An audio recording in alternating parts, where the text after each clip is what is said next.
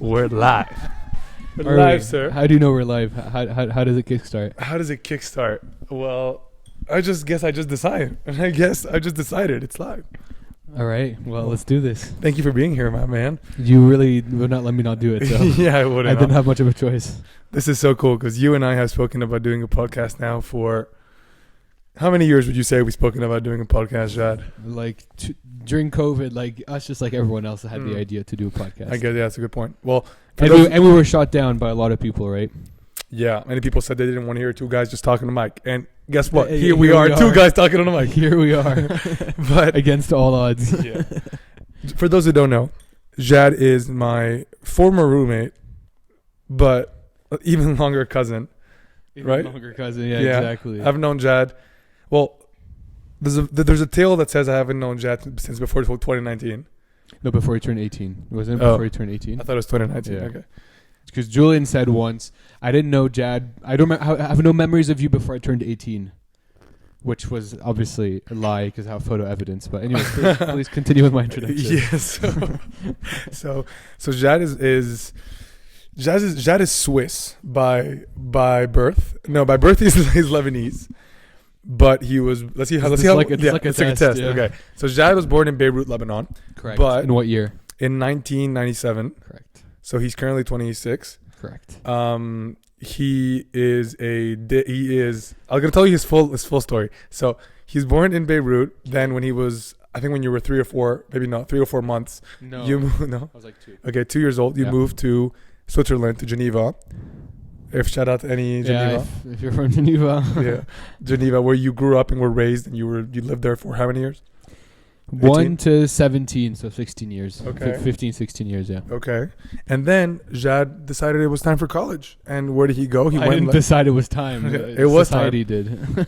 Yeah. At age 17, it was time to go to college. And where did you go?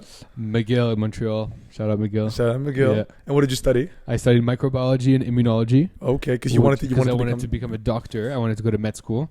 So that was pre-med, which is supposed to be like 4 years until then you apply to med school. Uh-huh. And then you're the one telling the story. Yeah, Why am yeah. I? Yeah. And then you decided you changed your mind maybe after. Well, I 4 changed years. my mind. I also didn't get in anywhere. So that kind of nudged me in a certain direction. But I applied to randomly to a job, like as a part-time thing to make money so that I could stay in Montreal and have money. And for my parents, obviously. Of course. And then COVID happened, so I started working there full time, and then I kind of got like beat up by the whole med school thing. So I was like, I guess I'll just start working here. And then there was an opening within a different team because I was working in a certain team, and there was an opening a different In team the same company. in the same company at Dialogue. Cut that out. What? We can't say the name. No, you can. You can. As if you're working for the CIA or something. Hey, sometimes it feels like it. So there was an opening. I applied. I got in, and then 3 years later, I'm still there. My first question for you is: how incriminating is this podcast for you for your job at the company? I think it's fine. Hopefully, no one will ever watch it. But if you do, I love my job. I love what they do to me.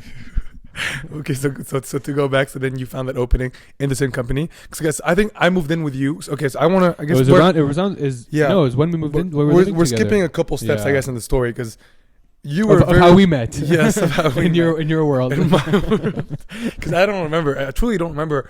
I guess when I got because I went to Montreal to study, and part of the reason was because of the fact that I knew you were there. So I was visiting you a lot during those. No, you visited me once. I remember you stayed at my place. More than once. Yeah, definitely. No, you're right. More than once. There's one that I remember particularly because you Mhm. stayed with me. Like we went out with my friends and stuff. But like you, I think it was. I don't know for you, but for me, it was always McGill was always going to be where I was going to go to school because like it was cheaper. Your dad went there. My dad went there. My I have mom. family there. It was cheaper, and I did want to go to like North America. So like I had applied to other schools, but Did you say it was cheaper? I didn't catch that. It was cheaper. It was much cheaper than like American schools. I could have stayed in Switzerland, and then it would have been more or less the same. Yeah. But I think for you, it was kind of like, and for you, I think because I was there, it was like an extra reason. But it was always just like the easy choice, basically. That's what you tell yourself, but no. That's what you just said. It's on camera. It's on camera. No, it is. It is the case. Remember, if you remember the rule. hard. I told Jad before you come on the podcast, there's 3 guidelines. One of them is I won't tell you the other 2. That wait until you come. But one of them is if you touch Molly, once you touch her once, you're gonna have to touch her for the rest of the episode, because otherwise, look what she's doing. She's going in circles until she finds her spot. There you go.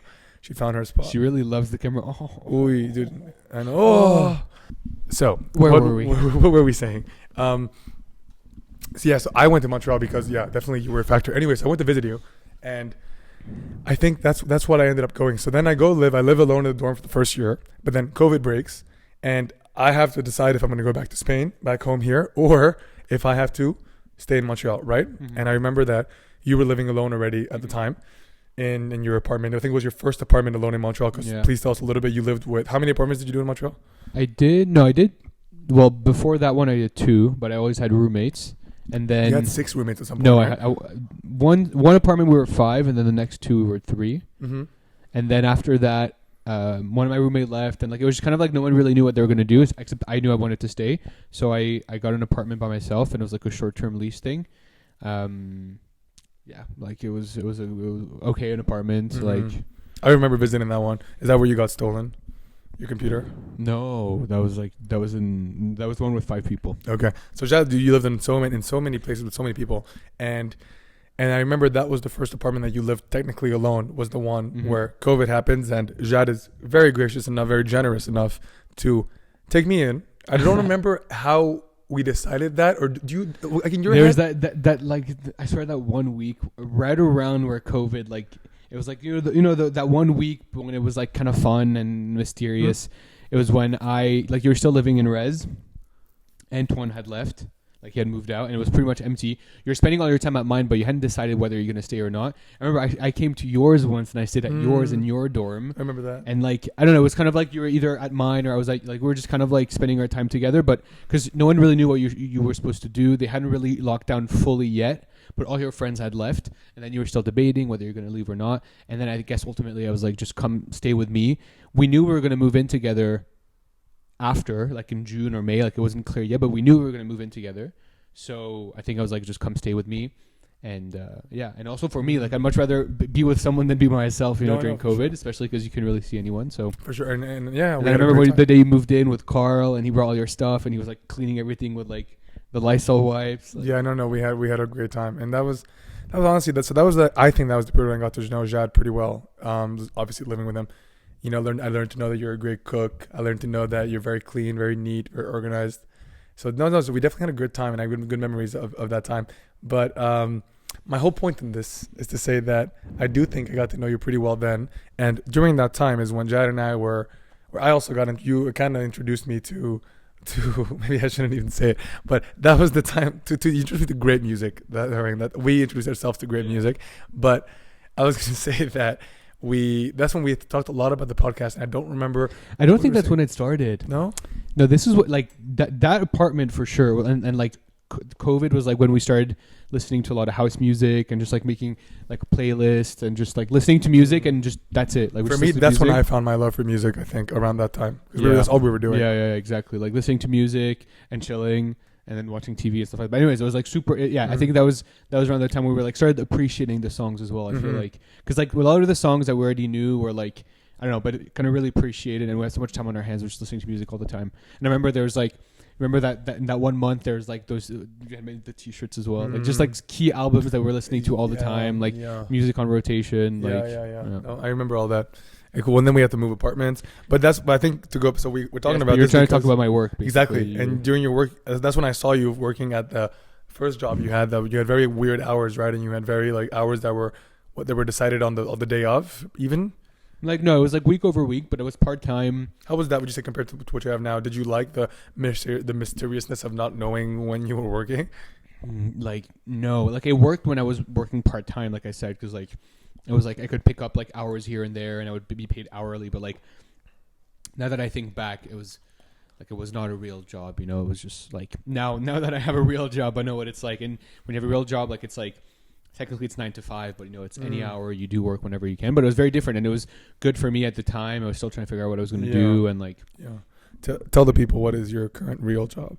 So now I am a data analyst. That means that I analyze data for a living. No, I'm kidding. So I work in data analytics for a company, like a tech company.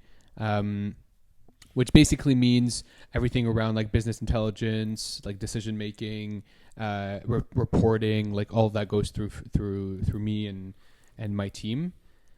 And yeah, no, yeah, I mean, that was honestly. Ask me questions about it. No, I have so many. That was one of the many topics I want to talk to you about. That, but you know why I'm like laughing, because it's like no one really like it's a really hard thing to describe. Like no, there's like a recurring joke with my friends. They're like, no one knows like what do you do, and when they ask me, I'm like, I'm not too sure. Like it's no, but it's like I know what I do, but it's not.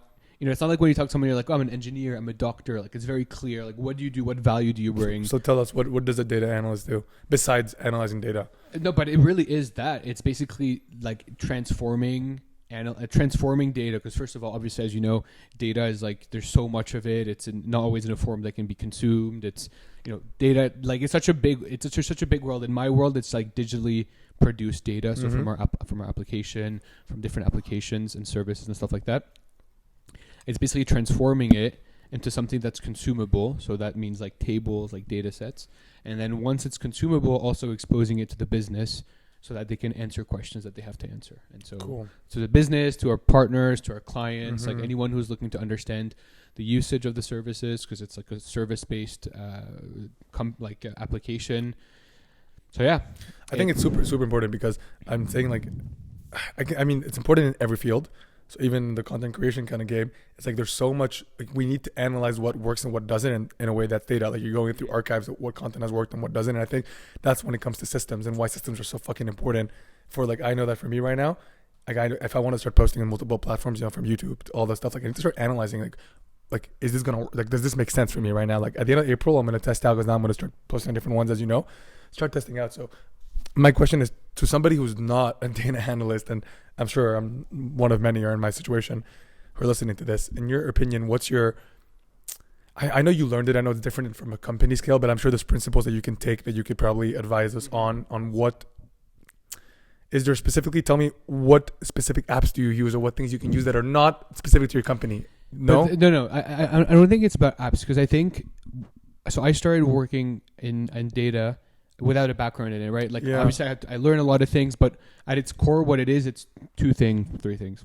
Like it's like problem solving. It's like you have a problem, and usually a problem is expressed in words. Okay. And the way you want to solve it is through like a mathematical expression. So you just convert like words. So like what is the most valuable thing for our members, our clients, and then you convert it into how do I actually calculate that? So that's like the problem solving aspect.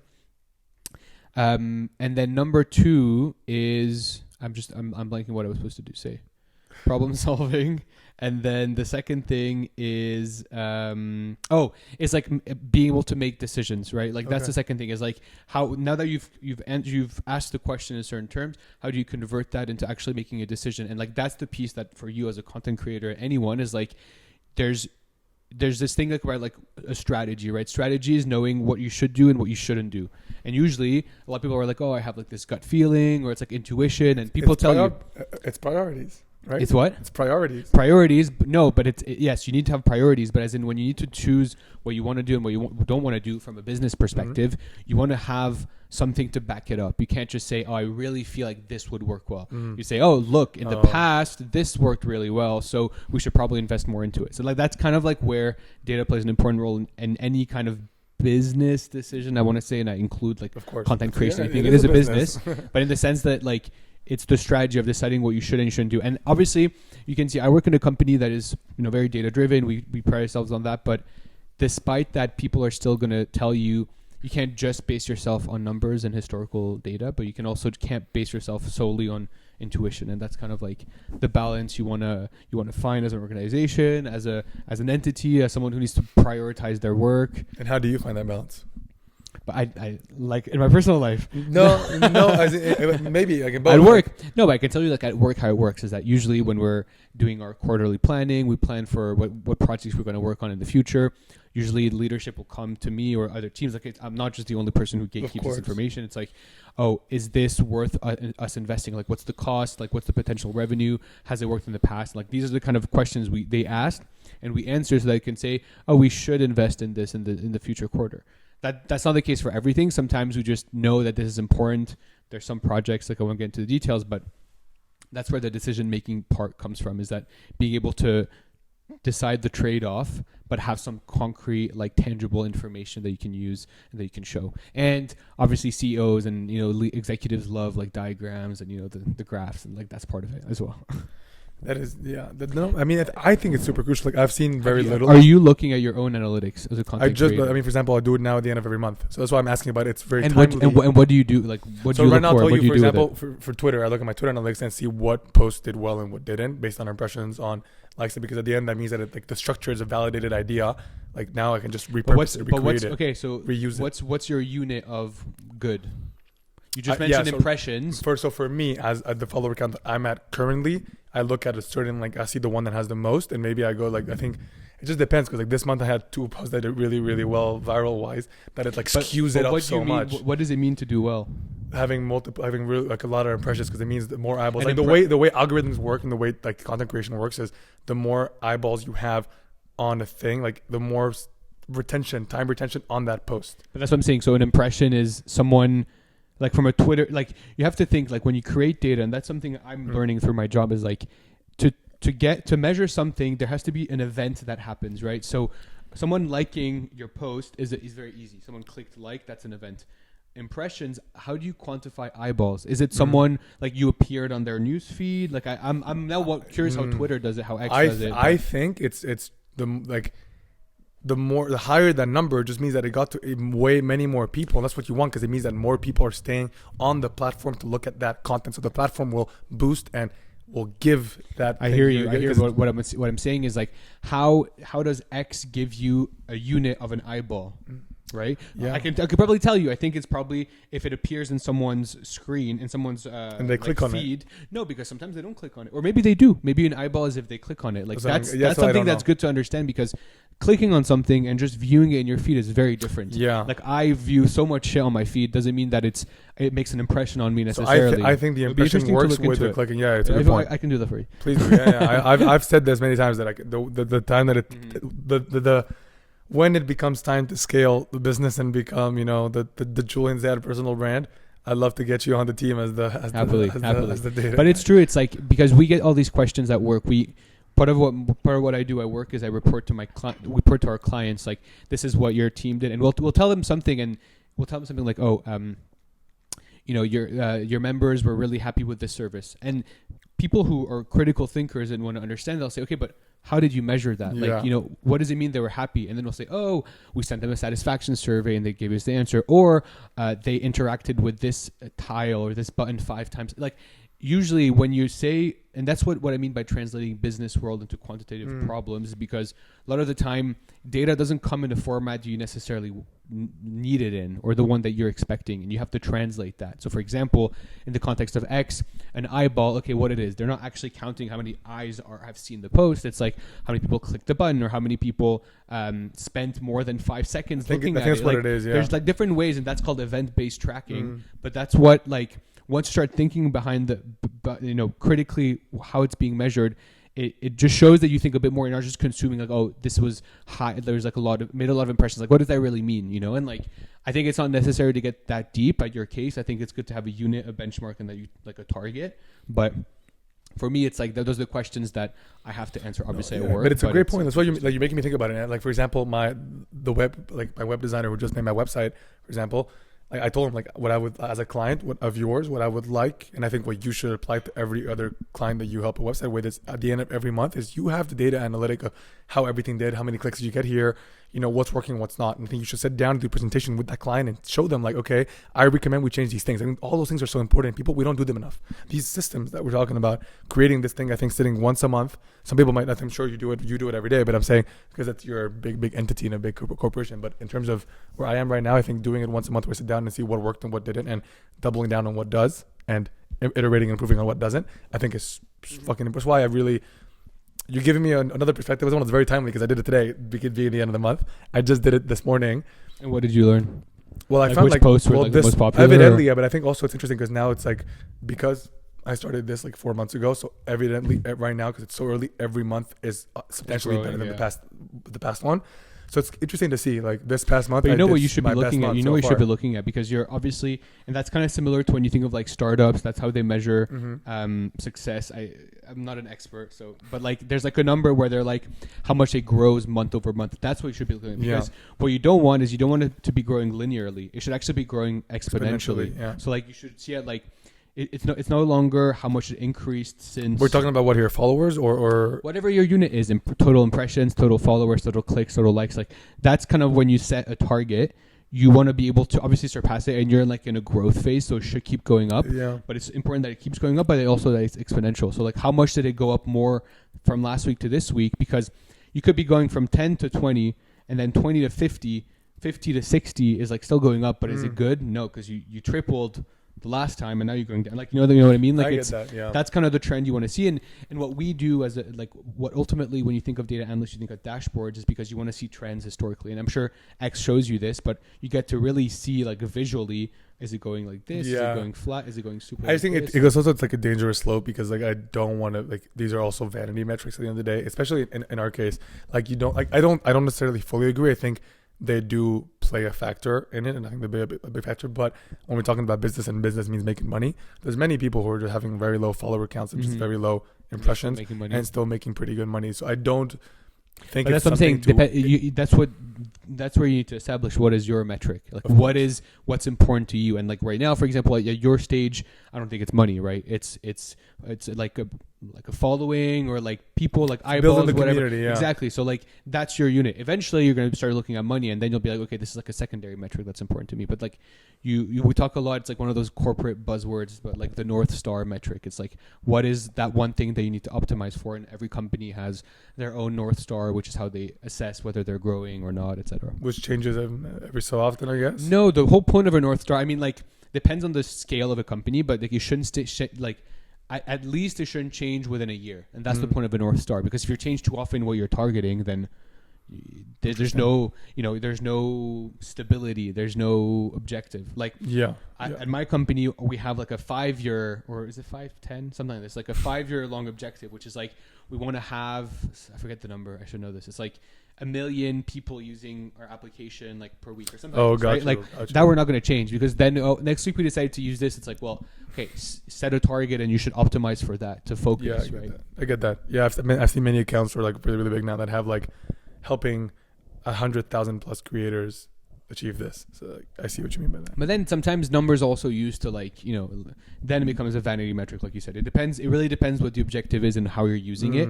I think for you, I'd recommend keep those things as like internal targets, or like just to see whether things are working well or not. Agreed. But at the same time, I'm like, one thing I'm thinking of as well, because I'm just always at work, I'm like looking at numbers. It's like sometimes it is, and it comes back to my previous point, like sometimes intuition and like gut feeling is valuable, and you can't rely on numbers to How tell you how that. do you know when to trust it one more than the other? That's my question. In your case, It's a very good question, and the reason it's a gut feeling is like you probably can't explain it, and people have like those instincts, right? And I think especially when you get into the creative world, like you'll hear, for example, artists who've like, were not famous for so long, and then they have one really famous song, and their whole like soundtrack becomes really famous. Like that's why it's hard. You can't always rely on number, especially when you're talking about like popularity and accessibility and things like this. So that's why sometimes in it's like a numbers game, like you say in like content, you have to just keep creating, and then one day you can go like this, right? So that's why like fucking crazy. Versus at a company like mine, if any metric ever goes like this, it's probably not good. Like if you grow your members that quickly, you're not going to be able to sustain your costs, all the stuff. But like in your case, you often hear about this, that like overnight you become like super famous, and so that's why not it's overnight. Well, sometimes it is. It's usually not overnight, but you've put in all the work before that people didn't notice. So it's I know. Overnight, you eyes. get like that spike in numbers or whatever. That's what I mean by it comes overnight. But the work comes before. But that's why like you're not always going to be looking at how many impressions did I get, because it could really change overnight. So it's a different thing that grows at a different scale, I think. It's interesting. Do you see data as a system, I guess, then? Is my question? Define a system. It's a great question. I would say it's like how the fuck do you define a system? Everything's a system. Yeah, that's what I'm saying. Like either way, I see a system as something that I'm going to use to my advantage to accelerate my business and help my business and understand my business a little deeper.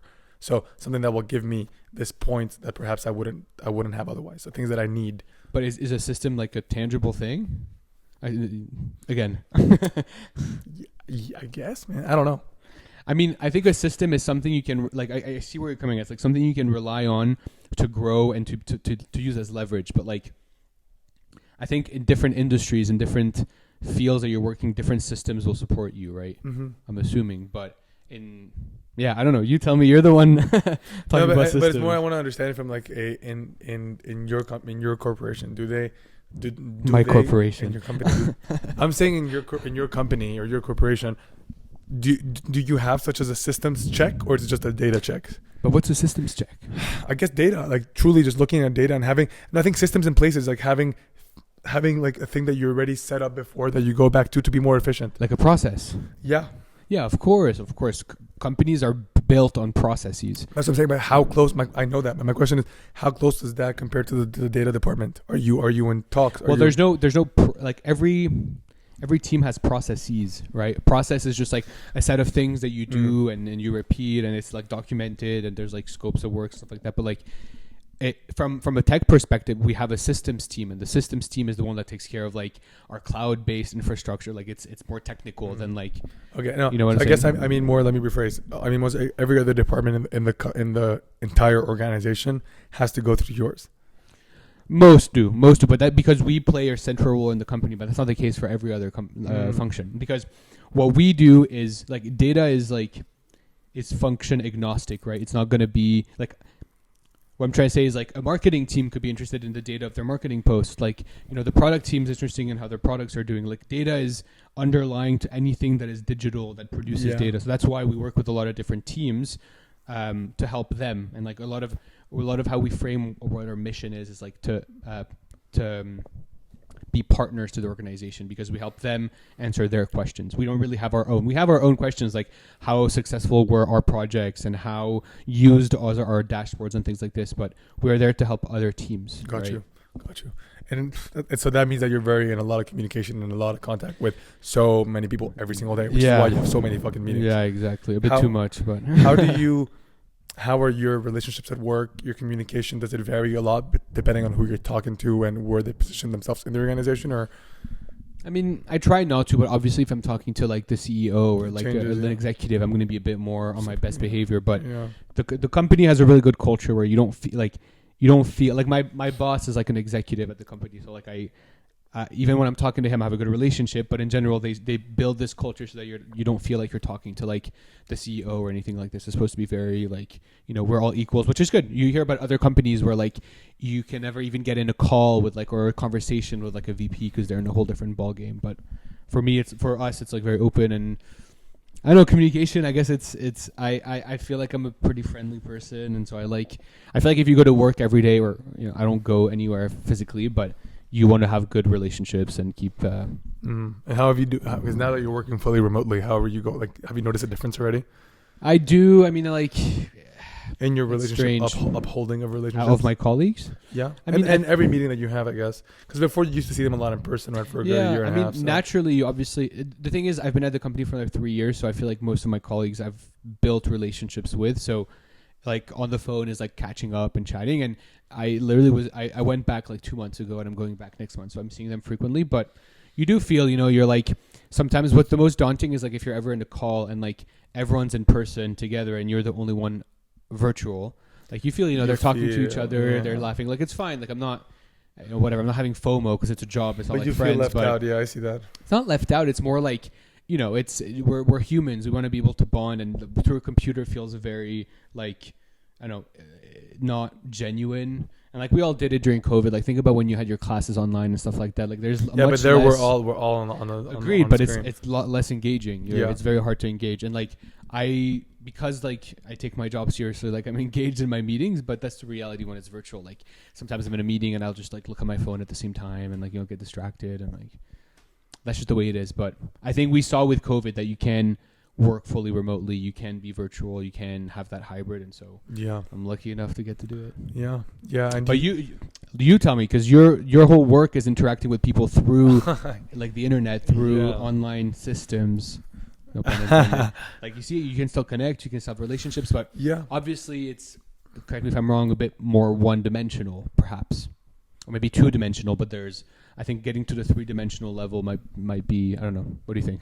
But which is why I've wanted to do this podcast in person, and like I will start maybe doing the hybrid of doing some online and doing some with other creators, because I've met a ton of like the thing I love the most about doing this online, this like this online world that you talked about, is if it wasn't for the online world and Twitter as a like at large, I probably wouldn't. Right now I have a friend in Denmark. I have a friend in Uruguay. I have another one in Berlin, one in Portugal. Like it's so cool. Yeah, obviously, Singapore. it allows you to be able to connect, and that's what the social media was meant to do in the first place. Is like, well, maybe not the first place, but be able to interact and connect with people around the world. And, it is share. a social network, right? Yeah, 100%. So but like no disrespect to your buddies in Denmark and Uruguay, but like you say friends, obviously that term is some more than others. Like I can tell you now that, because also there's some that I've known for over 4 months now that I've gotten on multiple calls with, chatted with multiple times. So how does that differ from a friend who I hadn't seen in 4 years, who I still do the same talk? I even talk to them sometimes more than my actual friends. So but, what do you see what I mean? You tell me, how does physical contact does it make a difference in building a relationship? Because I feel like I agree. There's me when I started working at my company. It was when during COVID. So I met so many interaction with my coworkers. So many of them were through the computer, and some of them I was like, we're talking every day. We're on calls every day for like half an hour. But obviously, the day you meet in person, that's when, I don't know. I remember there's this one colleague I had calls with her like maybe once a week. And the first time I met her in person at the office, like her height shocked me. Like she was super short and like super skinny. Like nothing about her physical appearance, but I was like, that was not at all who I had in my mind. And so I think you see people in 3 dimensions. I think it's so true. On a screen, not only are you one dimensional, like just from like a media exactly perspective, but also just like, I feel like it's easy to be, even the conversation to be one dimensional. I think when you see people in person, I don't know. So one of my buddies said that he was doing podcasts on Zoom all the time or online, and he just did his first one in person. And I texted, I was like, so how did it go? Like, what was the difference? And he's like, dude, it doesn't compare. Like, you feel the energy here. Like we can, you mean like I.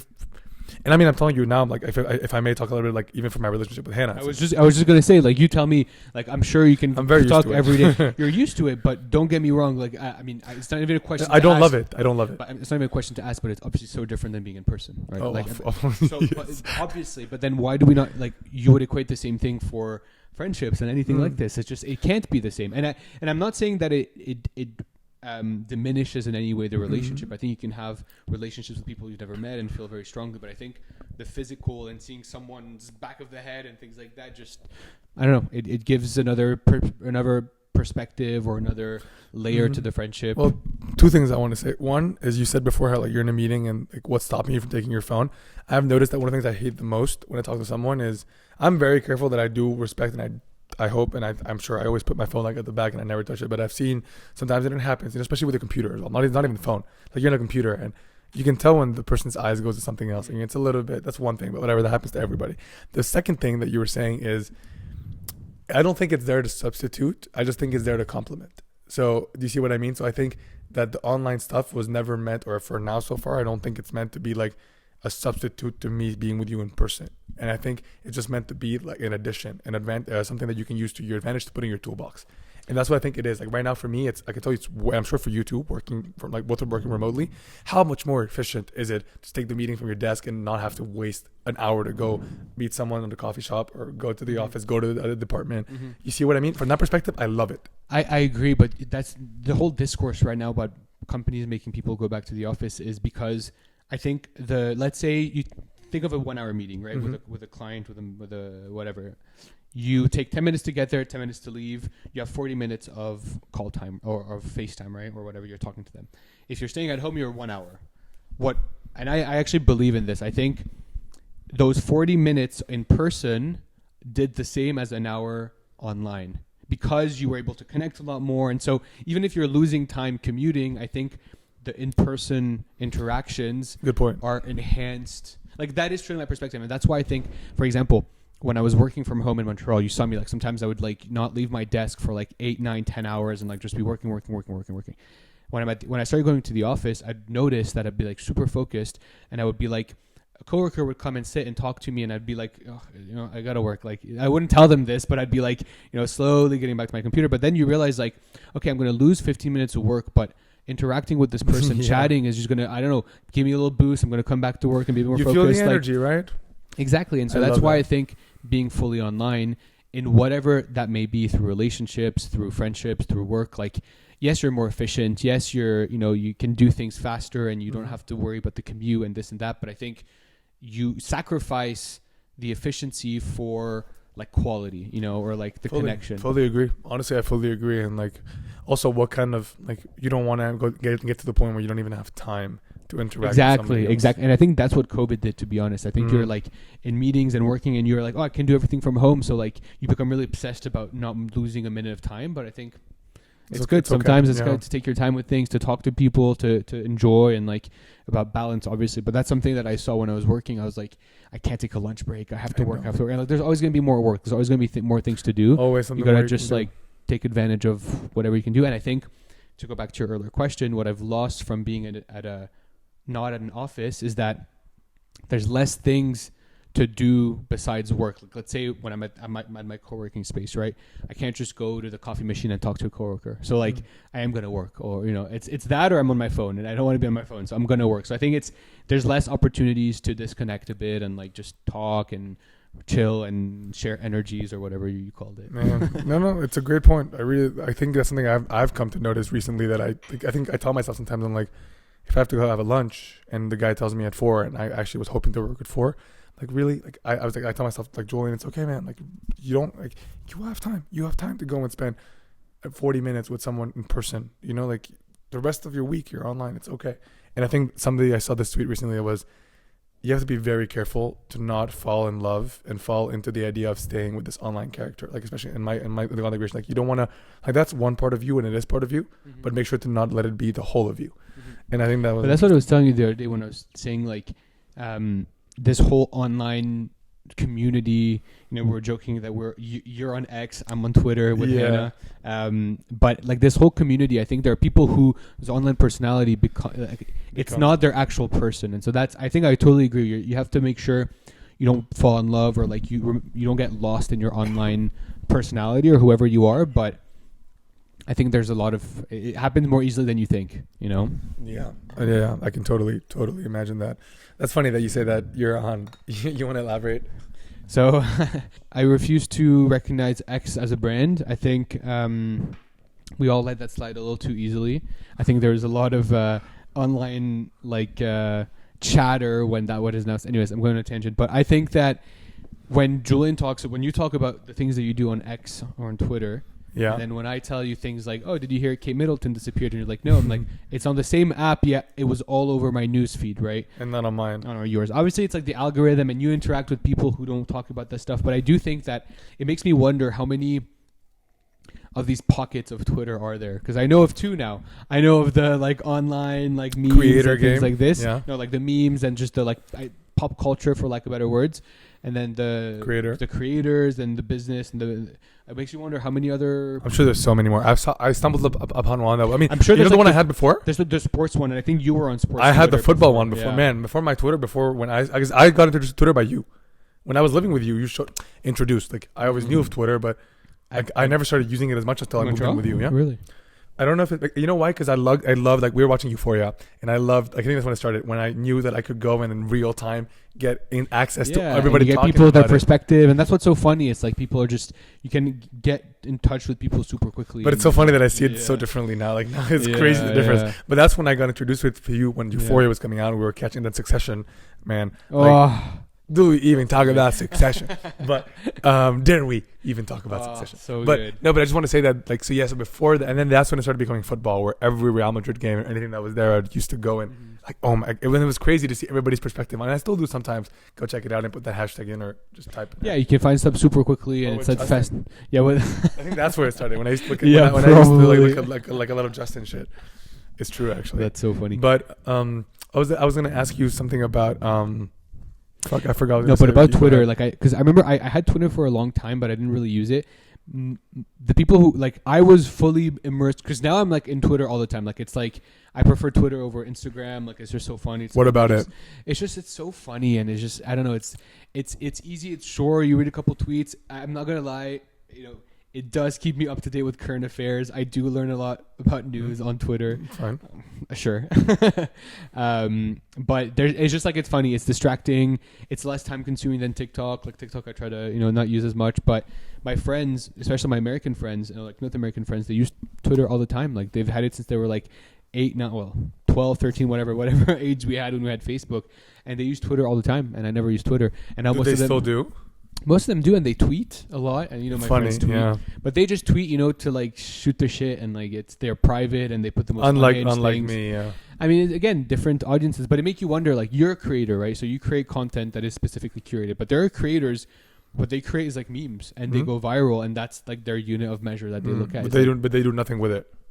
You don't know. I'm sure sometimes they do. Sometimes then they become like Instagrammers, and then they just become like online Your celebrities. friends? No, not my friends. Okay, I thought you were talking about them. My friends, they wish. They know who I'm I thought we were talking about them. No, I'm talking Okay, about like other people. They could start making memes, and then you become famous, and then it's like Yeah. another corner of Twitter where you can have a following and things like this. Yeah.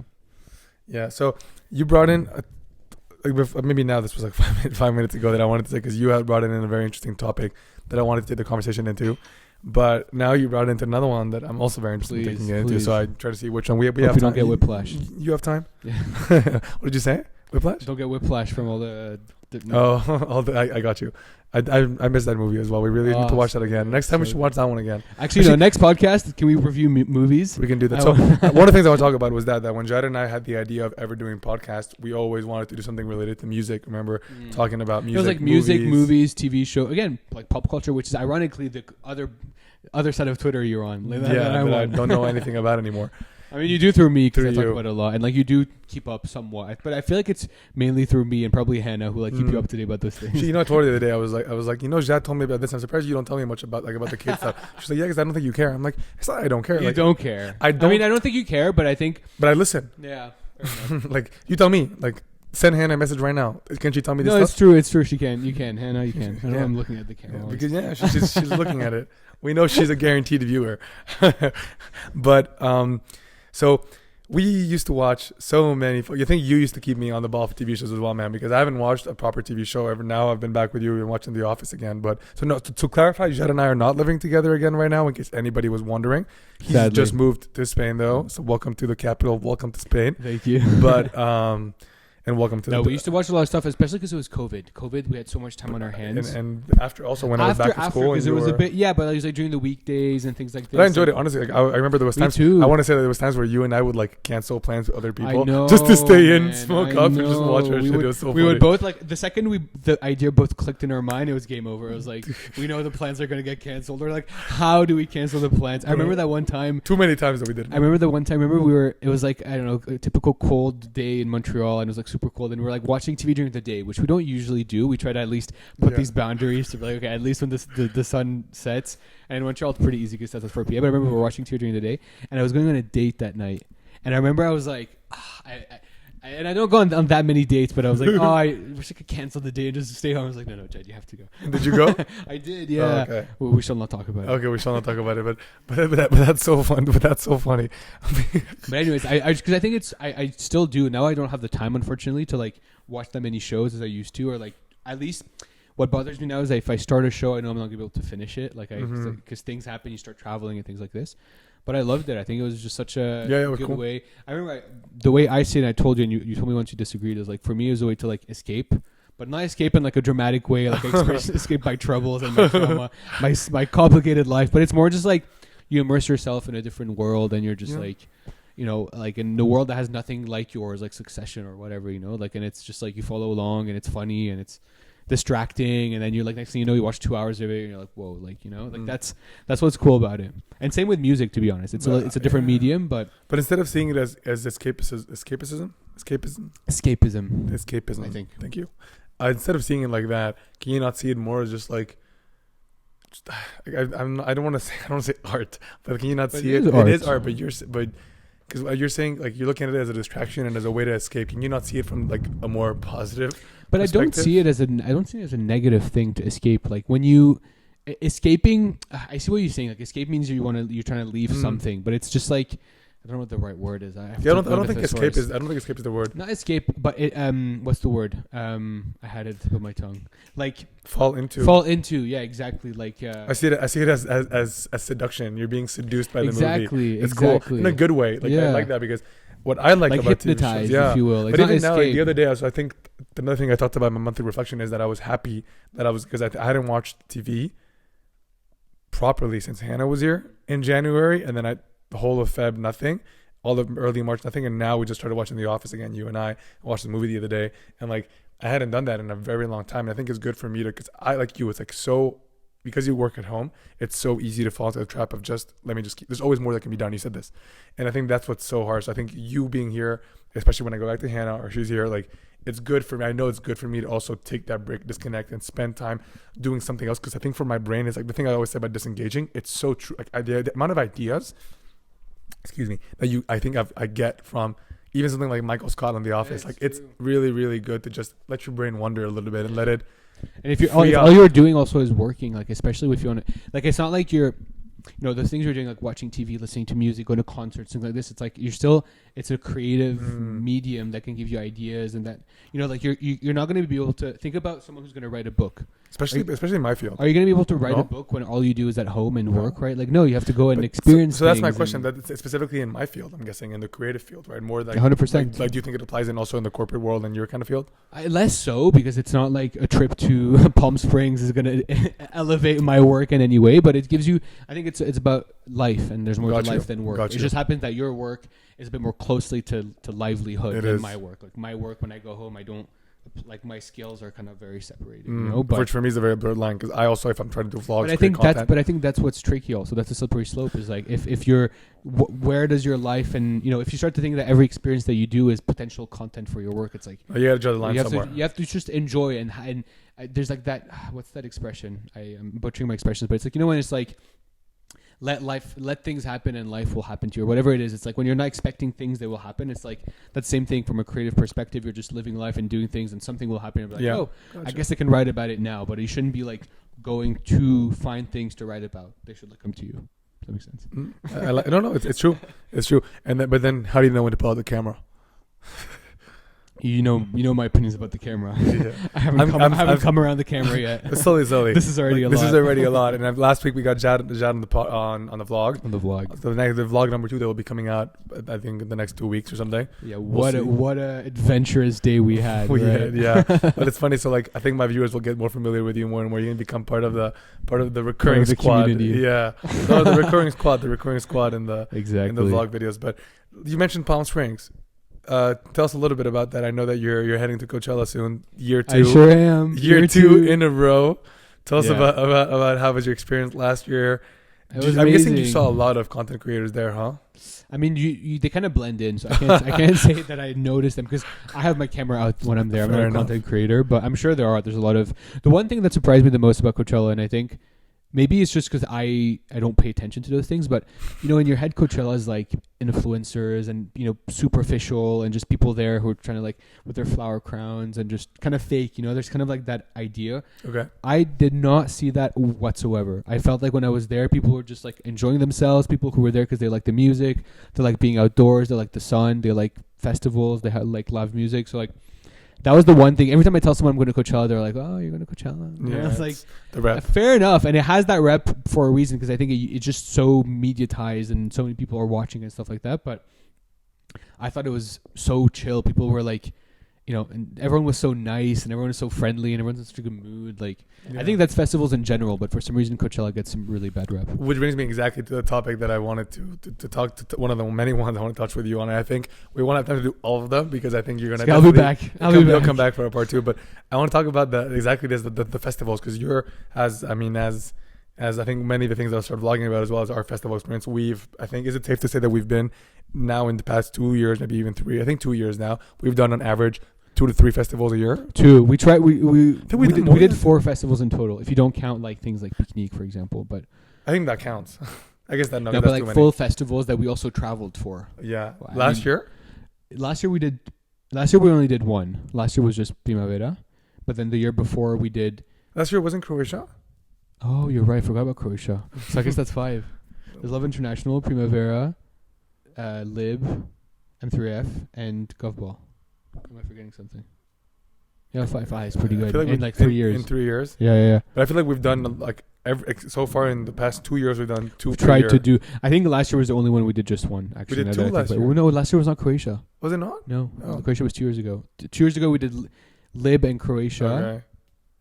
No, my God, we did Lib, Croatia, and M3F the same year. 3. Yeah, and the year before that we did Govball. But anyways, yeah, we try to do at least once per year, and that we have been able to do. And we're gonna do the this same year we're thing doing this once, and you're doing 2. I'm doing Coachella. 2. Yeah. I was like, wait, what's the second? Yeah. Actually, I'm gonna try and do 3 in Switzerland. Probably. Oh right, you told me. That's what I really love. Fucking love festivals, man. I think that's another thing that you. What guys, do you love about them? But besides the music, the spiritual connection you have to them. I'd say, honestly, dude, the ability to see these artists all in the same place, and I prefer them over concerts so much more. Like the fact that it doesn't just end after one. 'Cause the concert, you're like, I feel like, does this happen to you? You're in the concert and you're like, it's halfway been through, and you're like, oh my God, it's gonna end like so soon. Like it's so boring, it's so dumb, it's gonna end so soon. Whereas in the festival, I love that. Okay, this is over. Man, we still have So 2 hours yeah, after. yeah. And 2 more days after, and I think what's even better is and this is what we experienced at Lib, but you experienced it at Coachella. Is you go with all your mates, and you're all in the same house, and you go and leave together. You get the pre's are the amazing. pre's, and you go home together. You make drunk food, Yeah. and you wake up and you talk about like it's just so much fun. Like that's why I think the festival when you actually are going somewhere, it's different. Like. I mean, Primavera last year was dope. Don't get me wrong, but we did one day. You know, it was like one day, and then it was in Madrid. Even here, like because we still go home together, and it's not like we're tiptoeing around the house. But it's more like the multiple day thing is like like we'll do this year in Barcelona. Like this I'm excited for. And this year's fucking 5 days. Dude, 5 days, and the lineup is insane. Yeah. I like that a lot because it's also you see a bunch of DJs and artists that you probably would have not seen because you would have not paid for them for their own concerts. That's so what seeing I love, them there, that you're like, oh, I already paid for it and I'm here. Might as well see it. Well, I will say though that like I feel like I've been to enough concerts and festivals. I prefer festivals. Don't get me wrong, and the outdoorness, and you see so many acts, and just like it's just the vibes are amazing. But concerts, you do feel like you not connect, but like you're focused on one artist, and usually they do more songs, and their set's a bit more elaborate, and everyone in the concert paid money to see that person versus at a festival. It could be just someone who stumbled upon the set and likes it. Like both have their pros and cons, but I think concerts like I can't remember the last concert I went to was it was like Men I Trust or something in Montreal. No, not with you. Yeah. I'm blanking now, but I think that was the last time I went to, and it's just like. Yeah, everyone was there to see them because they know their music, they're singing the songs, and like everyone is, you're focused on one artist. Versus on the festival, it's a bit more low maintenance. You I can totally just see bop that. around and like even an artist you would never ever pay money to go to see in a concert. You're like, oh, it's a free slot now. I guess I'll go and listen to that person. But that's tough because especially I'm guessing in Coachella when you have so many artists that are overlapping, probably right. It gets so tough for you to choose, especially when you go with a big group as well. What's the game plan here? So last year, I remember. So the first day, we didn't really know what was going into Coachella because the one thing about Coachella is that it's massive. Like even if there's 2 artists playing, there's like a 5-minute gap. It's going to take you at least 15 to 20 minutes to get from one place to the other because you have to like scoot around people. So the first day, we didn't know what we were getting ourselves into. Me and my friend Dill, shout out Dill, we knew we were going to see these 3 artists back to back. We're like, guys, you're not interested. We'll do our own thing. Who were the artists? We saw Wet Leg first, which is like a band. Then we saw Burna Boy, and then we saw those are 4 Kitchenada, and then we saw Angel. Like those were 4 back to back. And Angel, the last one was like at 9:30 p.m. or 10. So there's still a lot of acts after that. And then we're like, okay, we'll just find the others. And we texted them. They answered. We found them by some miracle, and then we spent the rest of the night with the rest of our friends. Day 2, we kind of went in with the same idea, except day 2, I don't know why, no messages were going through. We got lost so much. We spent half the day like just. Hey, I'm here. Okay, I'm going here, and just like changing and like doing half sets, and it was a bit messy. Like it was great. But day 2 was like we had 2 things that were really good. It was Sophie Tucker and Calvin Harris at the end of the day. In between was a mess. We were just like all over the place. And then day 3, by then I was like, I kind of learned. I was like, okay, I'm going to do this with you guys. And then there's one act that I wanted to see that no one else wanted to see. So I just went on my own, stayed there like 45 minutes. Was it and like Caides? What's the name? Hiatus Coyote. Oh my god, I blanked. Yeah. No, that was the second day where I just went for 20 minutes. So anyway, so the third day I was like, I'm gonna do my own thing, and I went to see like this act that no one else cared about. I was like, guys, I'm gonna go there half an hour, then meet you at the balls. It's like this one statue at Coachella at this time for Frank Ocean, blah blah whatever. So did that. It was so much fun. I had so much fun alone. Actually, surprisingly, it was just like the music was so good, and you met some people. Not even, because I came in mid-set and I like went to the very front, because that's another thing. My friends hate being in the, including you, hate being in the front. And as you know, I love being in the front. I love just being in the crowd, like feeling the energy. And when you're a group of 3-4 people, it's hard. So that I was alone, so I just like went my way in and spent like half an hour and then found them. So anyways, all that to say that for the game plan for this year is like, I'm going to see if there's artists that we all care about that we want to go. But I'm kind of ready to do my own thing, because actually the lineup this year is a lot of EDM, and all my friends love EDM. Like, they want to go see like fucking, I don't even know who the names are, like DJ Snake and shit like this that I don't really care for. Which I'll go if there's no one else. But there's a lot of artists that I want to see that I know no one else is going to want to see, like Palace. Like I think Krungman, maybe a few people, but like I'm just if it comes to it, I'll go alone. You know, and as long as I can find them, that's the only thing. I got you, man. That's cool. I definitely will. We'll see if you'll do it again. Like, will you ever do it again? You think it's just made the last year? Like, I would do it again, but given how far I live from there now, it's tricky, you know. Yeah. But if one day you're living in the U.S. and LA, and you know it happens to be that weekend, but maybe we can make it happen. But you tell us what were your 3 top festival acts ever? Yeah, that was what I was gonna ask you, man. You read beat you to it. I would ever. While I eat. Honestly, wait. Does the Disclosure one count as one of festival? Not really, right? No. Okay, the Disclosure was one of the best sets I've ever seen, and I'm sure you agree. But for a festival, that first Jungle one where we met Han and Isabel, like that I don't know. It has a lot to do with that. Has a lot to do with them, and the Jungle was amazing. Is this podcast R-rated? No, go for it. No, I was gonna say actually it's not even R-rated. That when I think back about of that set, I feel like we were high, but we weren't. We were. Oh, we were. And no, but not high on weed. I mean, like on both. We drank, we smoked. I'm saying not high on weed. It felt like we were high on like something else. Like it was just like such a no. It was just so like so much fun, and like just when I think back, like it felt like a daze. Bro, because also think about it this way: Jungle was an artist that we were playing on repeat for 3 to 4 months, nonstop every day. We hyped the fuck out of it. So like the minute it's crazy to think, little bracket, but it's crazy to think that now how big they've become. Like it was a big set, but like 3 years ago, M3F? 2 years ago, like. It wasn't a huge. The crowd wasn't super huge, but it was still so much fun, bro. It was crazy. Like that was one of my favorite concerts ever. Mm-hmm. And just you said right now, like who else? 3 performances. That was definitely up there. What else? That was great. I think in that same weekend, K-Tronada, that was the first time seeing K-Tron for me.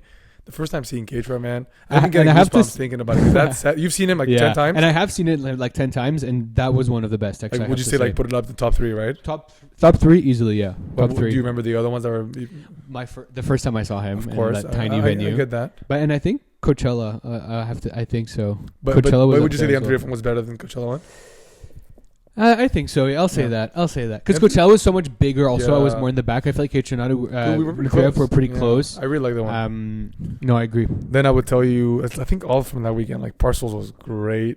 Yeah, but I think, for example, I don't know, we saw... tell me more people that we saw. Like, Primavera, for example. Me, one of the best was Kendrick. Kendrick was up there. Kendrick was fucking amazing. Kendrick was dope. But that weekend, I feel like, they were all good, but none of them were like... I mean, it's still good. Like Fred Again was sick. Like Channel was sick. Fred Again was amazing. Yeah, but I agree that if it didn't feel like the highness that you're talking about. But then I have some good ones from Lib. Like for example, I remember who did I fucking vibe to? Neil Francis. Oh, dude, I remember that day as well. It was like over the first people. Yeah, yes, I totally agreed, man. Especially being in Vegas as well. That was really cool. Neil Francis. I remember. Was it the Neil Francis to Isaiah Rashad like back to back? Dude, that was crazy. I think that was, and that Jungle one was pretty good. Yeah, as well. Jungle was good as well. Who else did we see that first day? First day was like Cage the Elephant. Yeah, I see. But for example, all those because they were so late, we were so tired that we just didn't enjoy them as much. Yeah. So I'm saying if you notice so far the pattern that we've noticed, the best ones so far has been the ones that we've seen first. Who did we see that first day? I'm blanking. It's the Jungle. Oh, Jungle was the first day. Yeah. You're right. But you're right. You're right that like in ad lib it was. By the end, we're so tired, which is weird because M3F. It wasn't like we weren't that tired. Because it was also very short, man. It was like starting at 7, and there was like 2 acts. We were seeing 2-3 acts. That's why M3F was really good. It was we're not tired enough that we go clubbing after. Remember that? Like I do remember that. So like my point is that okay. So I one of the questions now talking about M3F, a lot of the questions I've gotten from a lot of people in my life, not on X but on my life, has been like, you were there. You were there. The whole M3F big story. The never forget moment. The never forget moment from the beginning. How share a little bit with us of your experience on the whole of it. It doesn't have to be specific about me and Hannah, but on all of it. Like on M3F or the relationship. I guess maybe it is. I guess I asked about me and Hannah. Like you know my thoughts on the whole thing. But I guess like, I never asked you very concretely about like, what do you think now? Here we are 2 years later. Well, now obviously I'm like, okay, clearly I was wrong. You were right. Because like but like when you first met Hannah and I told you from the beginning, like, bro, like, get over it. This was just a girl you met at a festival, like, done. And you're like, no, I care for her. Blah, blah. And like, look, I mean, in hindsight, you listen to yourself because you have to at the end of the day. But which goes back to the gut. It's the gut feeling. Even if you would have looked at data, you would have seen that it does not work actually, and so you listen to your gut. So, anyways, but yeah, I mean, but you see what I'm coming from. Like, I remember we were like coming home from like this festival, we were like drunk and high, and I never said I disagreed with you. Remember in the moment? No, I know. But in my head, it was like, oh, like. Okay, he'll get over it. This is just a thing. Temporary. So what is? I guess. And in my head, it was also the delirious state we were in leaving because we had slept like 3 hours. I had slept like 3 hours. I think you hadn't slept. I hadn't slept at all. The entire night before, going straight to the airport. The terrible plane ride in the middle seat. In the middle seat. Oh God. And then so what did you think as she kept coming over and over and we kept? Well, no, I think the first time she came over, that was like the test, and then it was like it went well. So it was like, okay, clearly, we'll see where it goes. And then I don't know. I mean, you hope it goes well, but obviously, as you know, long distance relationships are not easy. So like you hope it goes well, and I'm happy it has till now, yes. Obviously, but. You never know, right? It's always like a bit of a situation. But it is funny that that weekend was so funny. It was. I honestly sometimes when I tell my friends the story or like people I meet, I'm like I say it out loud. I'm like, it's such a fucking random story. It's fucking crazy. Also, just the whole leading up to it is also wild, man. How we like almost missed like the tickets shit. Do you remember that? Oh yeah, did so much shit because you and I went on a little romantic getaway to Cabo, which I thought was so funny because your mom was like, I'll never forget your mom being like, you guys live together and you're choosing to go on a vacation together. Well, I need to clarify for the people listening. We were going all the way to Phoenix already. So I was like, oh, let's just do a pit stop in Mexico because it's spring break. Why not? It's already so far.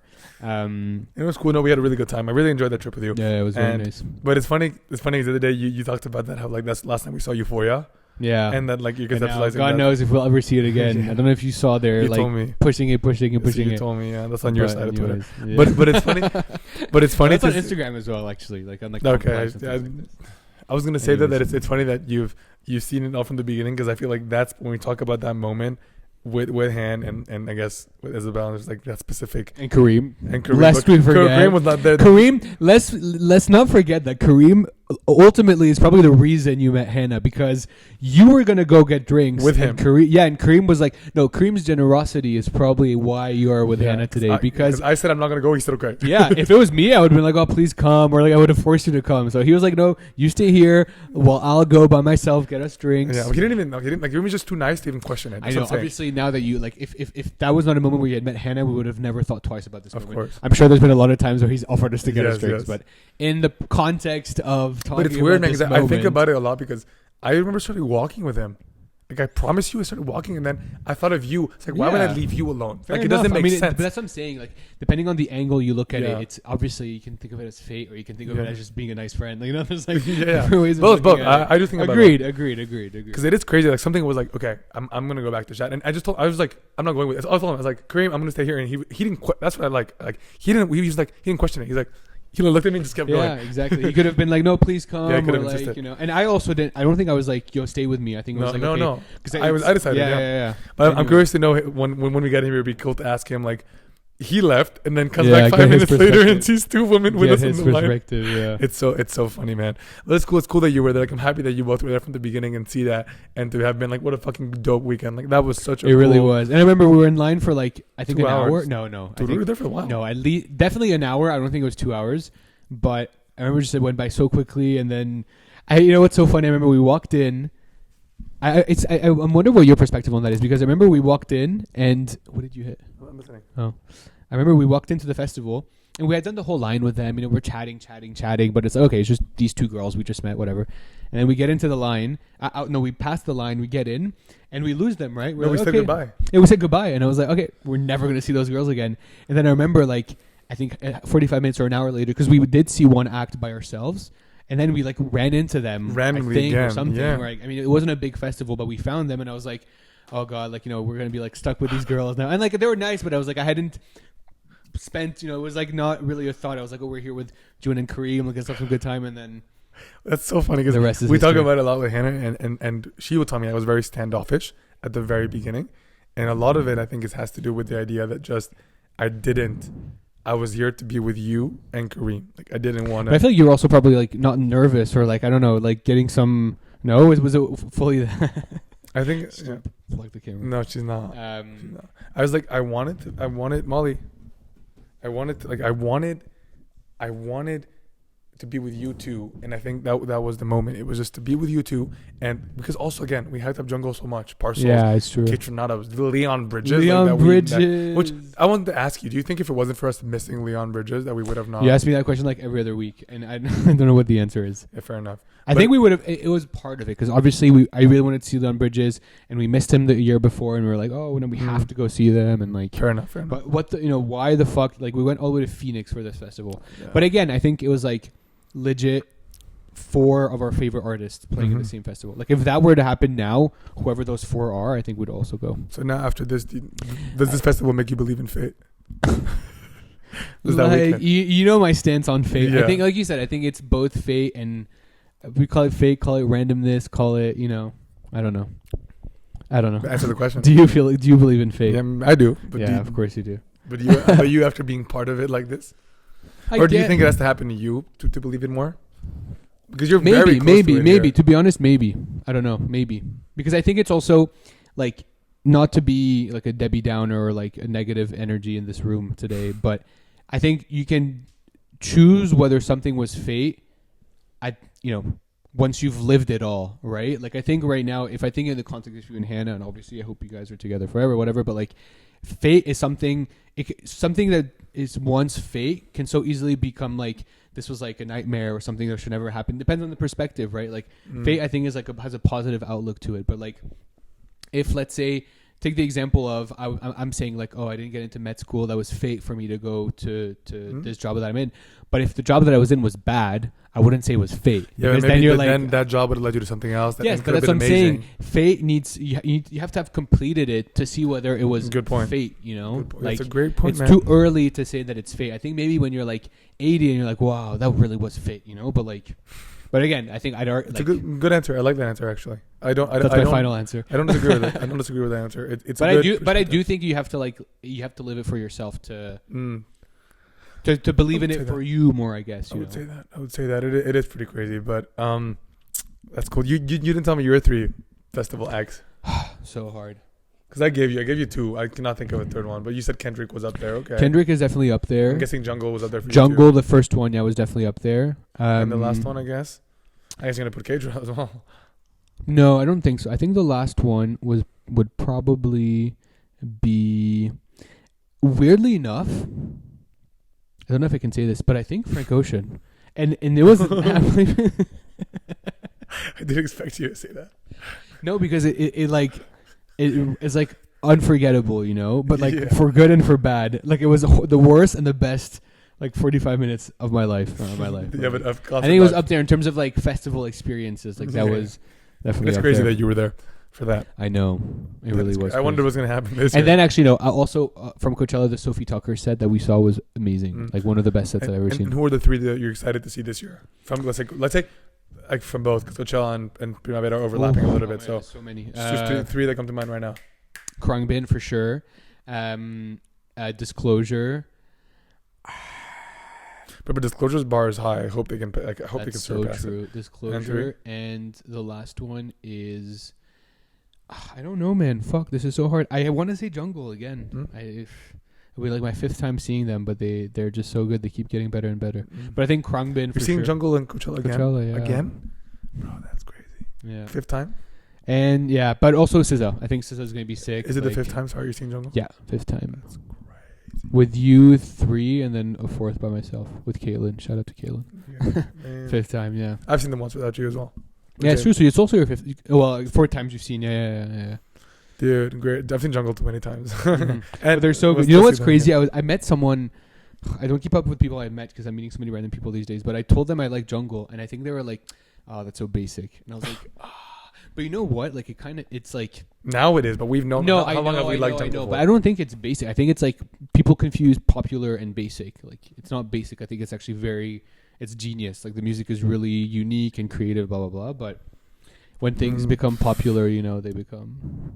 Why do you think that happens, man? Oh, and I think I'm really excited for Barry Can't Swim because actually I'm going to see him twice. Oh, and L'Impératrice. Sorry, I'm going on a ramble. Yeah. But I've seen, like, he posts so many of his sets and they look like so much fun. Like, I feel like people are just having a good time and he's having a good time. And when an artist's having a good time, it really translates to the But to the you crowd. mentioned that popularity towards that scale. You told me last week. You were like, we got to hit Barry before he gets I think we're right at the cusp. cusp, yeah, because I think he's become What was really that popular. scale? You said share it. Well, just that, like, artists, you have this certain, like, before artists become popular, they're like kind of, if you are one of the few people who knows about them, there's like this kind of like, the secret bond, not bond, I don't know what the right word is, but like, you're like, I'm one of the few people who know how good this is, and like you're kind of gatekeeping and like, but then when they become really popular, I think, first of all, it kind of loses its value because you're like, I am one of like a million who like cares about this person or like their music, but also the quality of the music goes down because then they have to cater to the masses more than to the individual, right? I think of Peggy Gou. Like Peggy Gou is someone now who's become so popular. Like I remember when my cousin Yes was like a huge fan like 4 or 5 years ago. She'd always tell me about Peggy Gou. She's my favorite DJ, blah blah blah. And now I think Peggy Gou's become like mainstream. Like her songs are like super commercial, and I don't know. She lost the that. Same with Fol Amour. Like Fol Amour was so good, and then. So you think for an artist, the best and the worst thing that can happen to them is popularity, right? And I think, and it depends how you define popularity, because I think there's some artists that are super famous that have a huge fan base, but they're not like mainstream popular. And that's the mainstream popularity. Think of, for example, L'Impératrice.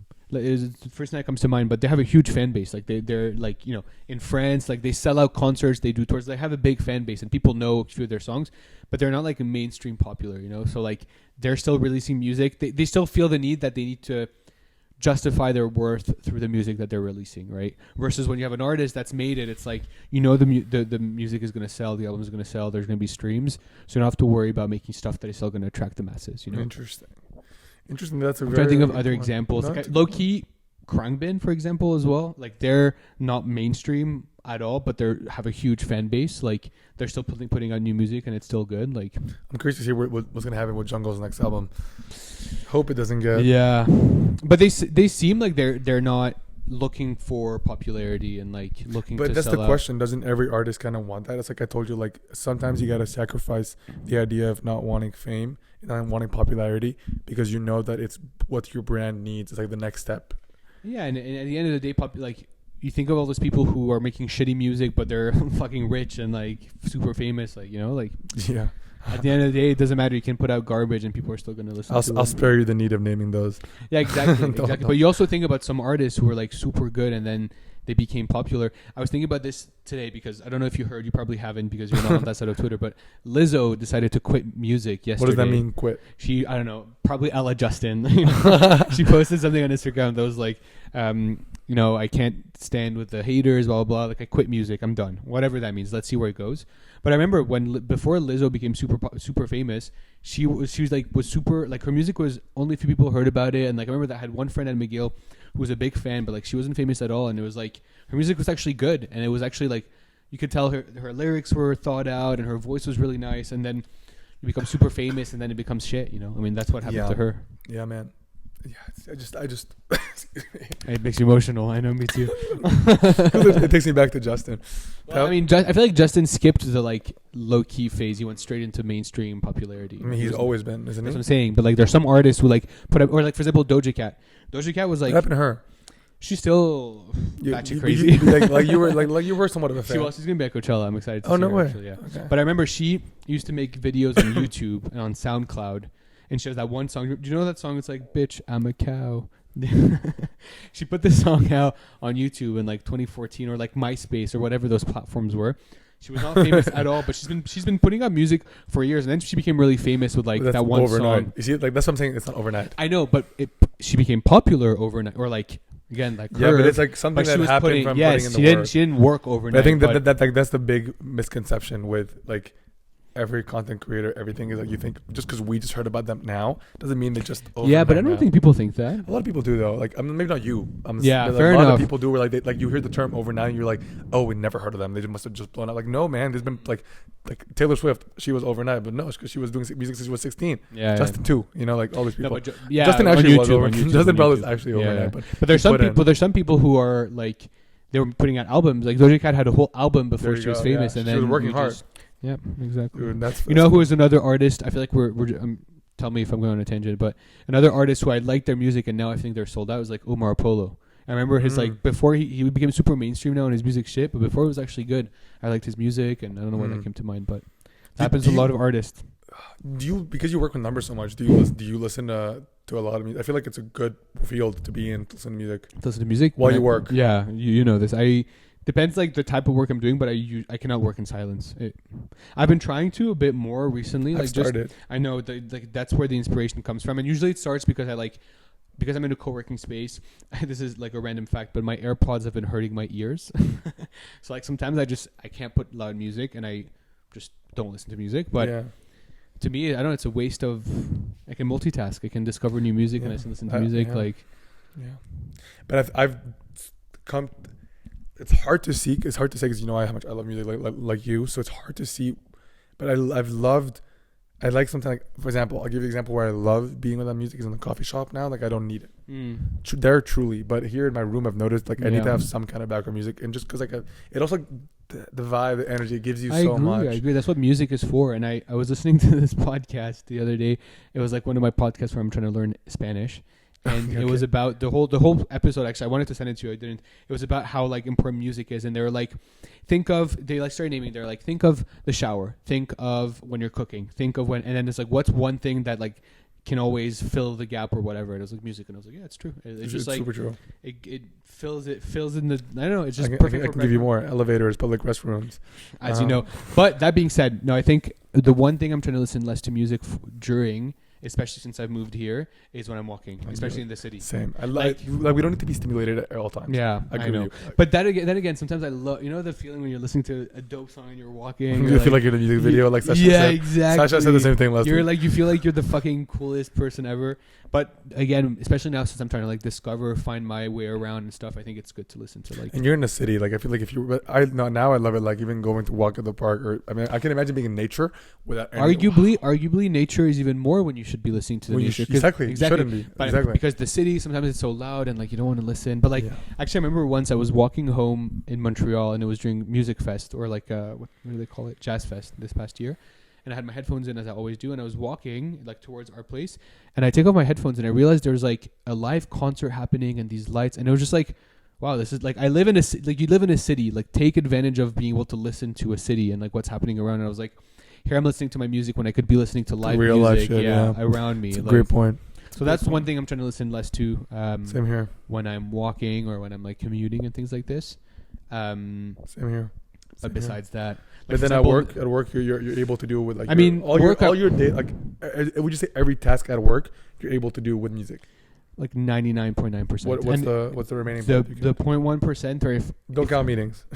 Yeah, obviously meetings. No, honestly, it depends, because if I have to read stuff, for example, if I have to read like fine print and things like this, and I have to really understand, especially if it's a topic that I'm going through new, it's not that I can't listen to music, but I need to select my music. Like I can't listen to rap, I can't listen to stuff with too many lyrics.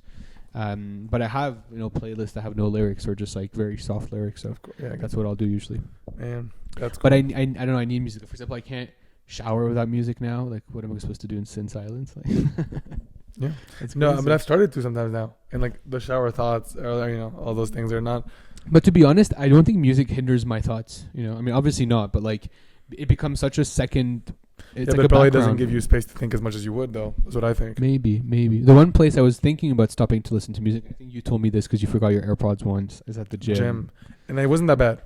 But the gym, there's another thing. One, they usually play shitty music, so you want to hide that. And second, especially if I'm like if I'm running or doing cardio, music kind of pumps me up. But if I'm doing weights and stuff like that, it's right. I don't need music. But No, you're 100% right. You're 100% right that for the gym, I now listen to the podcast only. Did you know that? Really, I went it's to your only shitty podcast. May I ask who? May I ask which ones? It started a lot with the Rick Rubin ones. Then it went to a lot of you wouldn't know, like Hermosi. Do you know Hermosi? No Joe Rogan. Sometimes whenever the guest that I love is on Who Joe. was? Tell me about a last Joe Rogan episode that was interesting. The And Rick who was the Rubin. guest? That was a great one. How old is Rick Rubin? Or was that an old one? No, it was a new recent one because he had released his book recently, so he went to do a round. The He boob went one? on the Huberman one. The boob one. Yeah, exactly. So like that one was like you should listen to the Rick Rubin one if you're interested. Like that one was actually super. Yeah, super maybe good. I will. I do want to open up my mind about Joe Rogan, but also my But my it's like stance. you're there for the guest, not even for Joe. Yeah, But- but like you're there for the guest, but it's just like this podcast, like or any podcast, you're gonna put more value. Like it's not just about the guest. You want to know who's interviewing them because if it's someone shitty who's interviewing them, I always ask the wrong questions and like. Well, then I usually encourage you to check it out. I encourage you to let your mind be pleasantly surprised. How about that? Wouldn't that be so nice to be pleasantly surprised? But how about there's so many other podcasts There out there is, that yeah, give but- platforms to other people who need the platform much more than him. So why should I give my sacred time away to him? Tell because me. there's a reason that it's like a lot of people like it and he's doing well. But I hate that argument. I'm sorry Okay, because then I'll give you the reason. because we just went through the whole explanation how popularity means nothing or like Mm-hmm. is not representative of quality or anything like this. So I'll give you my answer. I think the answer is truly just because I do think he's a great conversationalist. He's a great. I did an actual thread on him where I studied his conversation techniques. I think he's a great conversationalist. Asks great questions, and I think the most important thing, the reason why people love him so much, is because Joe Rogan gives space and a platform. Like you said, you are in the stance where you shouldn't be giving a platform to people who don't need it. But I think what he does is that he's like, you, Jad, you care about Rick Rubin, then great, you have a platform, you can check it out, and it just happens to be a place where it's 3 hours long, it's uninterrupted, and it's a real conversation. Whereas a lot of other podcasters, I think what they do wrong is they make it too much of an interview style, and I think what Joe does really well, it's a conversation. and And that's what I like. And that's why I think that's one thing. And just the second thing is that it's for everybody, anybody. My dad can go and my dad can find something from his favorite businessman or entrepreneur that he looks up to that will probably be in that podcast. Hannah can find somebody from her astrology world that she loves. You can find someone that's where I from. disagree. Maybe I don't have the facts and I didn't do my research before, but like show me that he's brought on, I don't know, like a trans person on the podcast to talk about Check it out, their I'm life. sure, yeah. Like it's just like you're saying these statements like everyone has a platform, but is that the case? I'm pretty sure he's brought on everybody. Like he's. I think that's what. And that's Like what the misconception was. someone I don't know, someone who had AIDS in Africa. I don't know. Like that's what I mean. Everyone should mean everyone, and not just like people who have. And I think what gets muddled in this whole thing about everyone is that probably someone like you or someone else who listens to our podcast is like people that you are interested to, and so that it feels like it's everyone. But again, I don't have the facts, so I will not push it. But go give it the benefit of the doubt. Like go check it out because I do think from a conversation I'll give it to perspective, you. you'll The appreciate conversation, it. I agree, because there's my problem with a lot of podcasts, and that's why I kind of the one who I thought had really good conversationalist was Dax Shepard. Oh, he does. I haven't heard that in a minute. Me too, because I don't know, I got kind of tired of it and I wasn't listening to podcasts. But I agree. I hate when it's like it feels like an interview, like Armchair Expert kind of became like not Armchair Expert, Smart List kind of became like that. Like it felt more like they had their questions prepared. I agree, like a conversation that flows naturally and stuff like that. But there's so many podcasts out there. I'd rather take the time to find another podcast about someone who I think my values are aligned more with, and someone who I respect more. No, I agree. I'm just saying why I think like someone who gives a platform to everyone and is a good conversationalist shouldn't be all of the argument that there is. I think you should take into consideration what they bring into the world, what kind of content they put out there, and is it someone you want to give your time and give attention to? I would, yeah. But okay, then let's go back to the original point that you scurved around. He gives a platform to everyone, but should everyone have a platform? Yeah, that's a very good question. I think some people shouldn't have a platform, and especially the controversy around Joe Rogan is that he has such a big following, and I think that is the problem with America is that there's just too much mindless following. And I think in your case, you're smart. You know critical thinking. When you listen to things, you're not just gonna absorb it and take it for fact, right? You're gonna think about it. But a lot of people don't. A lot of people just listen and they're like, oh, this person said it, so it must be true. And then Joe Rogan brings on guests, and again, I don't have my full facts. I know of one that was really bad, and like he brought this guest, and then people listen to it and think it's normal to listen to this person talk. It was like, I think someone from the Proud Boys, which was like this super right wing organization in the US, which is like associated to the KKK, like super racist. Like he brought like the president or something to talk, and like he gives him a platform to talk about things that are horrible. And like, I do see the perspective around, don't blind yourself off to like be open-minded, but like some people are going to listen to it and think, oh, he's bringing someone, so they must be good, so I must follow it. Versus the opposite, which is what someone like you and someone like me would be like, okay, I have seen a perspective about this that I hadn't seen before. I disagree and I think it's wrong, and I will go on with my life. But a lot of people are just going to consume it and think, oh, okay, like I should probably know more about the Proud Boys. Joe Rogan fucks with them, But I think that's where that's on the person and that's not on Joe. You know what I'm trying to say? Like, but that's the key thing is like it's like the whole thing about, remember that scandal we saw the Firefest documentary together, right? Mm-hmm. Do you remember they started criticizing the models because the models were advertising Firefest and saying, oh, it's the best festival because it was false advertisement. It's the only thing that came to mind in the quick short time that we have right now. But it's the same thing. It's like you have a platform. People are going to follow you. People are going to listen to you. So you have to use that platform for good, and you have to be careful about what you put out. And it's not the responsibility of who listens. I think it's both. Yeah. Don't get me wrong. I think it's. I don't disagree. I don't disagree with that, but I just think it's like, and maybe this is something that he needs to perhaps mention but also like what is he going to say in front of the guy? I think that's what I like is that he also, like you said first, people like us who understand that but also everybody's gonna have their own opinion. So even if I could bring someone in who like mine, and I don't necessarily agree with, but I want to bring him because I want to learn from him. But I agree. And I want people to also learn and see that there's other stuff, like you said. I agree about opinion, but I think some things shouldn't be. There's no opinion to have about it. Like there shouldn't be any opinion about racism. Like there's just some things to me, and I know it's a fine line. And I think, especially after spending a lot of time, in America, there's this mindset of like extremist where you're like, it's wrong or it's right. Like I think there is a healthy middle, and I'm open to having that discussion and to hearing about other people's perspectives. But some things I think no one needs to hear about it. It's like there's no good. We know it's bad. There's no discussion about it.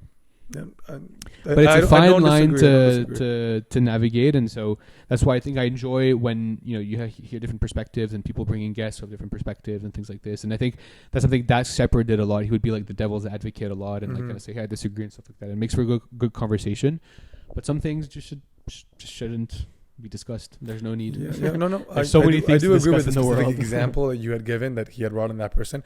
There, I could definitely agree.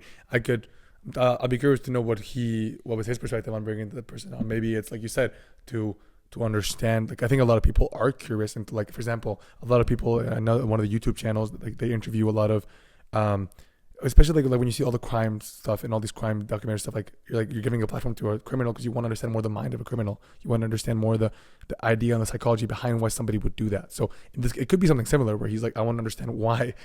What's your school of thought? Let me understand more of why you think that way. So that's the only argument I can give you right now. But if that's the context, then yes. I just don't know that that's how Joe Rogan is spinning. Perhaps. But I do think that that's what I think a lot of people like about him is that we are good. It's educational at the end, right? So like we're getting to understand more of why does that person think that way? And now I leave, like you said, as a listener, I'm leaving with like I don't agree with it, and I understand that it's wrong. But now I learned something. I understand another way of thinking, that perspective, and that I agree, and that I 100% agree. But I think it's a fine line, and like, from my understanding, every single fucking from listener? My understanding, he's passed that line one too many times, and I think that's why he's controversial.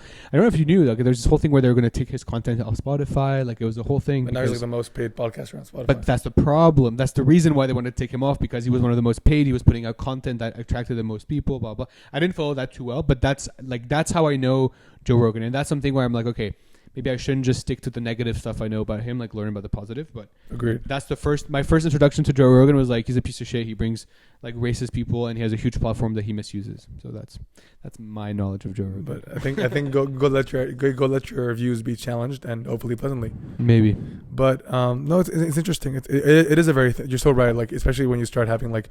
It is a very, very thin line, but it's like the same way like you could talk about like a musician, like an artist. Like he could release a song that for him meant something, and just because he construed it a certain way, one of his listeners construed it a whole different way. And what is it? Is it Justin's fault that like that person? Yeah, but way? I think art is supposed to be a bit more subjective. Versus a podcast is like it's it feels a bit more factual. Like it can be opinions for sure, but it sometimes feels it. But you see, but it's the same with the movie. It's the same with the movie. It's the same with the book. Like agreed. any like It's is the up to author is interpretation. the director supposed to be is he supposed to be held liable because the viewer took it's like if you see a movie of somebody who commits suicide, a suicidal depression movie, and then the viewer takes it, it's like, okay, I'm gonna go do that because that's why I saw the movie. Is that the director's liability? No, I don't think so. I don't think so. It's like a very similar I perspective. see, but like for some reason, because I don't think a podcast art. I don't think a podcast is art, right? When art is a lot more fluid and it's a lot more open to interpretation, and it should be taken as such. I think a podcast is supposed to be maybe not factual per se, because sometimes it's just like shooting the shit, but like it's supposed to be serious. It's supposed to be stuff that is you listen to a podcast to learn and to learn about different things. So I don't think it's the same medium as art, But I agree. I know. I think it's like I don't know if you remember when they released like what's that show called? 13 Reasons Why. Do you remember? There's like a scene where because there's a scene where she like commits suicide and like it was super controversial and there was like a lot of young people watching it, and so that's why it was a problem. And I think you have to keep in mind who the audience is, and I at least give a warning or something. But I'm sure Joe Rogan doesn't say like, by the way, I'm bringing like KKK or like I'm bringing someone from the Proud Boys here or something. Learn more about them. I think he jumps right into it. And it's how you frame it. Yeah. It's the information you provide to the viewers before. Molly, I'm gonna pet her now because I think we're almost done. Yeah. No, no. But it's a good point, man. It's a good point. Yeah. I don't have much more to say to that because I think it is a very thin line, and I don't disagree. I don't disagree with your perspective on it. I just think it is that thin line. But I think, like you said, if there's a way to properly maybe gauge who you get on, and like you said, we'd be curious to know his thoughts on that. But maybe one day I can get him on and ask him. Then you will be the person bringing someone controversial, but you will frame it in a better way than he did. Perhaps, yeah. Right? Unless you watched that episode. Did you watch that episode? Which one? The one with the guy he brought. So but I didn't. But I'm like I feel like he didn't. Go check it out. I mean, before I do believe like assumptions become reality, man. And I think if you're assuming something, it'll become the reality. Sure. Fair enough. I will. But what I will say is that if there was so much controversy about it, I'm sure he didn't. But like, since when do we believe in them? I will check. You're right. But I will at the next podcast. Sure. Your homework after this podcast is to check out the Rick Rubin one, though. If anything. Yeah, true. I think you'll be interested. But I've been having a really hard time getting into podcasts these days. I don't know why. That one specifically is really good. The Rick Rubin one. But it's about business and like. No, it's about music. But music business, no. No, not necessarily. I mean, music industry a little bit in it, but it's interesting to you. No, I agree. But it's like what I liked about Armchair Expert and Smartlist is I was super low brain, low. But here, like, you want to learn stuff. I think it's interesting to check. I agree. That's true. I do want to learn stuff. But okay, so I wanna leave you with the last question that I usually ask every guest here. You've been I wouldn't know what the last question is because I never make it to the end. You never make it to the end. At least you're honest about it. I appreciate it. If even my own cousin's not listening to my podcast, no, it's okay. So the last question I usually ask, man, is we're talking a lot about music, and we just went a little bit into the podcast realm, but now I'm gonna bring you back into music. I like to play the last 30 seconds of a song that means something to you that comes to mind right now. It doesn't have to, before you think about it. I know you're already thinking of a song. Wait, no, do I want to play? No, I always play at the end of the podcast when I'm editing. I play 30 seconds of a song that the guest chooses. So Jamie said 23, but Jamie said 23. Alex said a Bob Dylan one. Anton said A Horse with No Name by America. Sash said another one. Kike said another. Every guest said one. And it's going in a million places. I know, right now. but I want you to think of one. The way I frame it is, I'm asking you to think of a song that means a lot to you. It could be one that you discovered yesterday. It could be one that you came out last week that you love right now. It could be one that from 3 years ago. It could be one from the N3F that comes to mind because we talked about. It could be anything that comes to mind, but just take into account that the 30 seconds will play out of it. The 30 seconds, the beginning, the first 30 seconds. Usually I let it like, depends on the song. Sometimes like if the song has a small intro, it's cool to let it in like that. Depends on the song, but leave that up to me. And so I have to tell you the song. Yeah, tell me the song, and maybe you can give me a little like reasoning and justification as to why. So the song that I will select for my 30-second outro. You know what? I'm gonna go with my most listened to song from my Spotify last year. Okay. It's also a song that I hope to see at Coachella this year. As These Days by Neil Francis. Okay. Good selection. Should I say something about it? Well, tell me, like, is Neil Francis at Coachella this year? I don't know. Have you seen them a second time? And if the first time that was your number one song on Spotify last year? Yeah, it's so good. It's just like so. What do you like about it so much? It's good vibes. It's just like there's like a what do you call it? Like a instrumental outro at the end that is so good, but also just with the lyrics, and it's just Cool. so chill. And there's always a context where I can listen to it, and I feel like, wow, I used, what I a good used, I song. used to love that song. I haven't heard it in a I while. fucking love that song, and I'm still listening to it quite a lot. And I feel like that's what I'm, because I only discovered it last year, or like around last year, maybe or around last year. But it has what's the expression? It has survived the test of time or whatever. It's timeless. So far, timeless. In yeah. your eyes. Cool, Exactly. man. Cool, man. So we're listening to These Days by Neil Francis. These Days by Neil Francis. My man. Much love. Thank you. We'll be back for part 2, huh? Yes. Part 1 went pretty well, so. Let's go, Jad. Let's go.